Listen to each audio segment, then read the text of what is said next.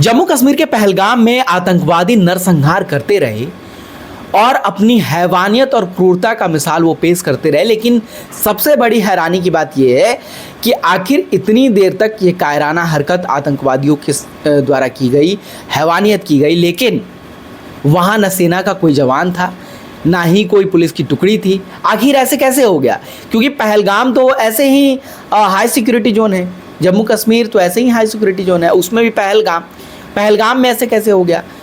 इसी को लेकर सवाल पूछे गए सर्वदलीय बैठक में कांग्रेस के द्वारा। गृह मंत्री अमित शाह ने इसके जवाब दिए हैं। अमित शाह ने कहा कि ऐसा इसलिए हुआ क्योंकि जो ये वैली है पूरी बहुत सुंदर जगह है। ये पहलगाम जो है बहुत सुंदर जगह है। इस सुंदर जगह को इन सुअरों ने, एक तरीके से आप कहें पाकिस्तानी सुअरों ने इसे नर्क बनाकर रख दिया है, क्योंकि अब पहलगाम जाने के लिए जो भी सोचेगा उसकी रूह कांप जाएगी, क्योंकि ऐसी हरकत हुई है जम्मू कश्मीर के पहलगाम में।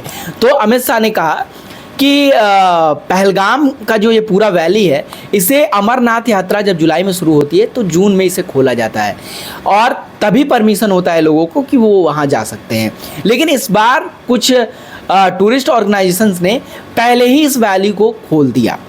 लेकिन सबसे बड़ा सवाल है कि आखिर पहलगाम जैसे जगह पे कैसे कोई बिना सेना की जानकारी के, बिना पुलिस की, स्टेट गवर्नमेंट की जानकारी के, बिना किसी पुलिस की जानकारी के कैसे कोई वहाँ अपने आप लोगों को आवाजाही की इजाज़त दे सकता है? अगर ऐसा किया भी गया तो सेना का जो इंटेलिजेंस होता है वो क्या कर रहा था?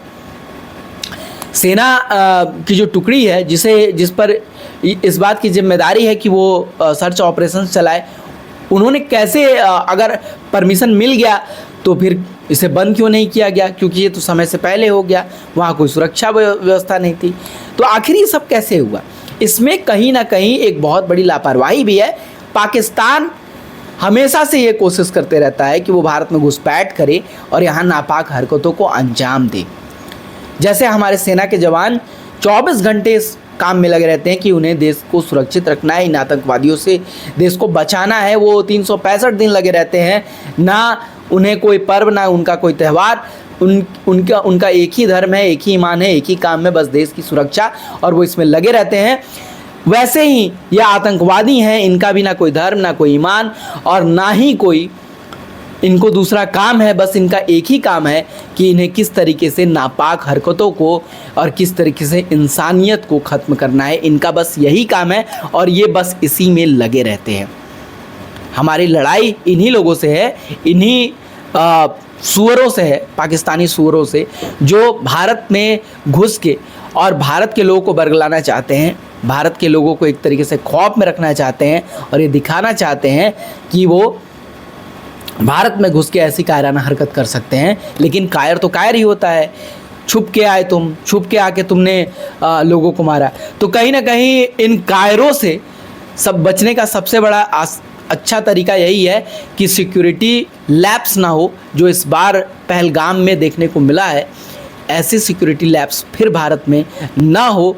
सरकार को इस पर ध्यान देना चाहिए। सेना को नसीहत देने की हमारी कोई स्थिति नहीं है, हमारी कोई औकात नहीं, एक तरीके से कह लें। लेकिन फिर भी चूक तो चूक होती है। अगर 26 लोगों की जान गई है, बर्बरतापूर्ण उनके साथ व्यवहार हुआ है, तो कहीं ना कहीं चूक पर सवाल तो उठेंगे ही। देखते रहिए एक्स्ट्रा डोज।